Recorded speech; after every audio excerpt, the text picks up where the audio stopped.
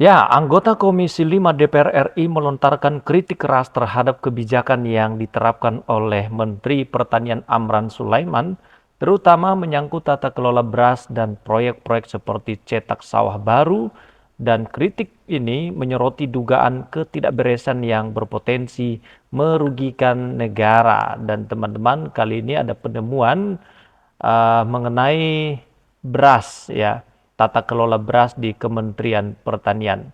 Ada polemik yang harus kita tahu bersama dan terlebih dahulu kita akan menyaksikan sebuah cuplikan dari bocor halus Tempo.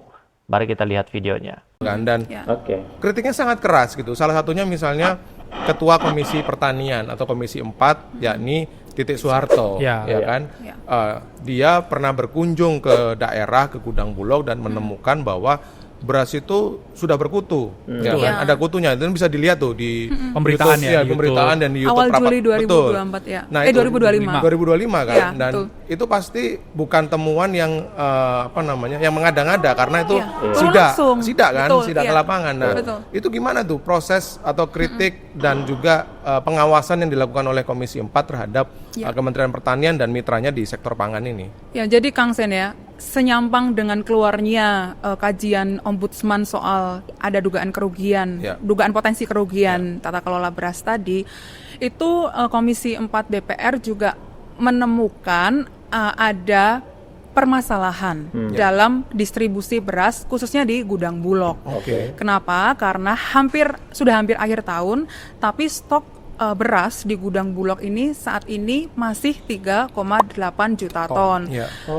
Dalam kuantitatif, dalam pandangan kuantitatif, mungkin kita punya stok yang berlimpah. Untuk bukankah itu bagus sih? Artinya stoknya banyak gitu kan? Betul, tapi kemudian Komisi 4 menemukan bahwa stok beras ini yang ada di gudang Bulog tidak seimbang dengan distribusi yang dilakukan oleh Bulog di pasar. Jadi antara stok dan supply dan demand-nya itu nggak seimbang gitu. Karena Kang Sen, kalau dibandingkan dengan akhir tahun 2024, stok yang ada di 2024 lalu itu kurang dari 2 juta ton. Nah, 2 juta ton gitu. Dan sebetulnya stok kurang dari 2 juta ton itu kemudian kan adalah stok yang dilanjutkan atau menjadi stok di tahun 2025. Saat itu adalah hitungannya di 2024 dalam angka 1,8 juta ton ya, waktu itu perkiraannya.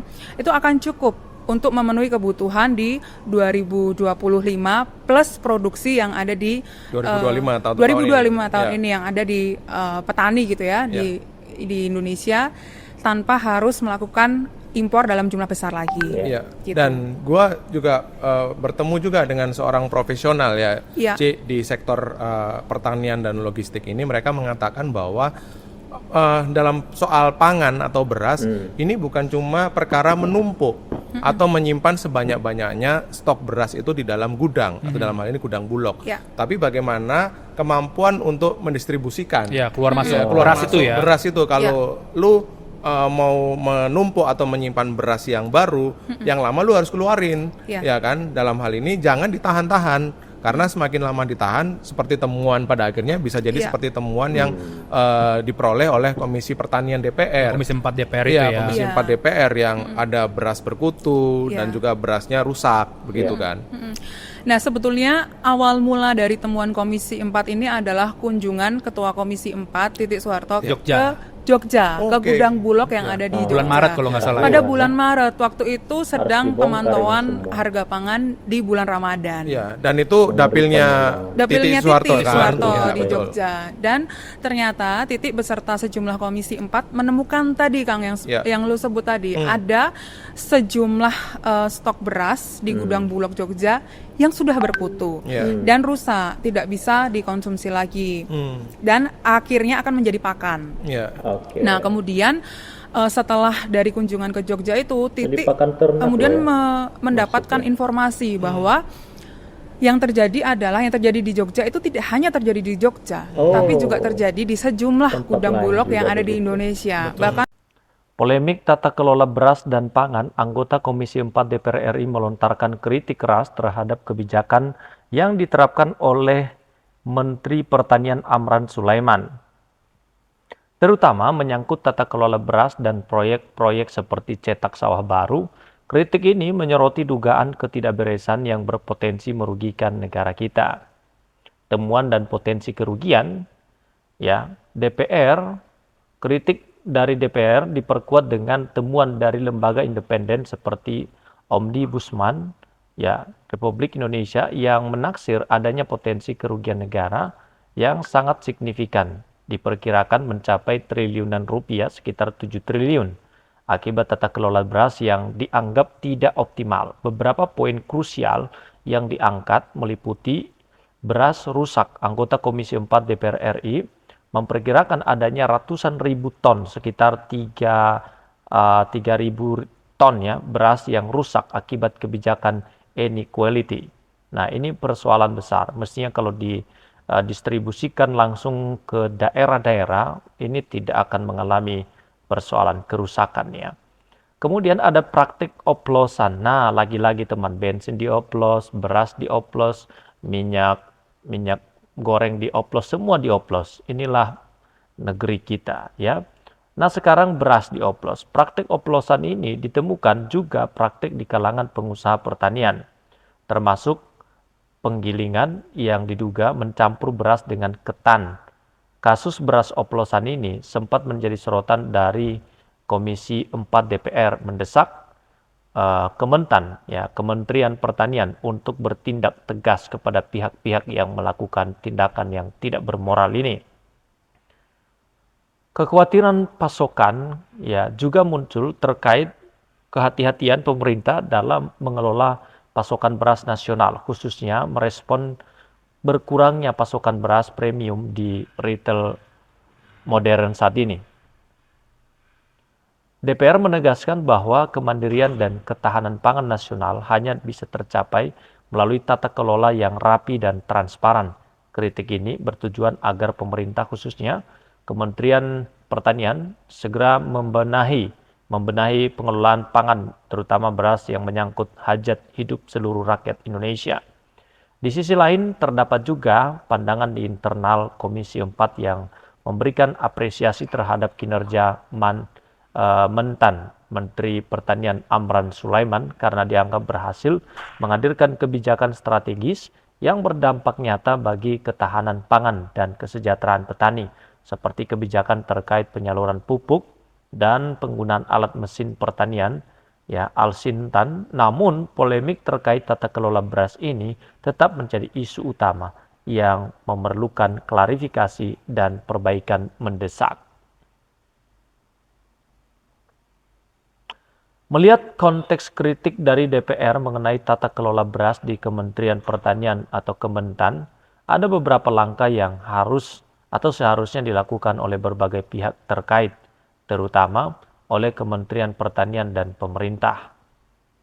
Aspek misalnya audit dan investigasi. Langkah yang harus dilakukan yaitu melakukan audit internal dan investigasi menyeluruh terhadap semua kebijakan dan proyek yang dikritik, terutama terkait beras rusak impor dan praktik oplosan. Kemudian di aspek transparansi data, langkah yang harus dilakukan memperjelas dan memfasilitasi data produksi, stok dan distribusi beras kepada publik dan DPR, bekerja sama dengan BPS dan Bulog. Ini untuk menepis keraguan atas potensi kerugian negara. Kemudian aspek perbaikan kebijakan. Langkah yang harus dilakukan adalah merevisi segera kebijakan yang terbukti bermasalah atau disalahgunakan, seperti misalnya mekanisme pengadaan beras yang menyebabkan beras itu rusak, inequality, atau praktik food loss yang tinggi. Kemudian juga dalam aspek penindakan hukum, ya, yang harus dilakukan adalah bekerja sama dengan aparat penegak hukum, Polri, Kejaksaan, untuk menindak tegas oknum atau perusahaan yang terbukti melakukan praktek curang seperti oplosan atau penimbunan bahan. Nah, tindakan Komisi 4 DPR seharusnya sebagai pihak yang mengkritik, mengawasi secara intensif, melanjutkan dan melakukan tugas pengawasan ya supaya bisa mengamankan persoalan ini. Melakukan rapat dengan dengar pendapat RDP dan kunjungan kerja spesifik ke gudang dan lapangan. Kemudian pembentukan pansus tim kerja. Jika temuan potensi kerugian 7 triliun terbukti kuat, DPR dapat mempertimbangkan membentuk panitia khusus pansus atau tim kerja untuk mengawal investigasi lebih mendalam bersama Badan Pemeriksaan Keuangan atau BPK. Kemudian tindakan lembaga terkait Bulog. Perbaikan logistik Bulog harus membenahi manajemen penyimpanan dan distribusi untuk mencegah terjadinya beras rusak dan dalam jumlah yang besar. Tindak lanjut Ombudsman Republik Indonesia harus menindaklanjuti temuan potensi kerugian 7 triliun ini dengan mengeluarkan rekomendasi perbaikan administrasi dan kebijakan yang wajib dipatuhi oleh Kementan atau Kementerian Pertanian. Jadi hal yang paling mendesak adalah investigasi terbuka, perbaikan kebijakan secara cepat, dan penegakan hukum terhadap pihak yang merugikan negara dan petani. Oke teman-teman, terima kasih sudah menonton video ini sampai selesai, dan sampai ketemu lagi di konten kami selanjutnya. Tinggalkan komentar Anda di kolom komentar yang tersedia di bawah ini.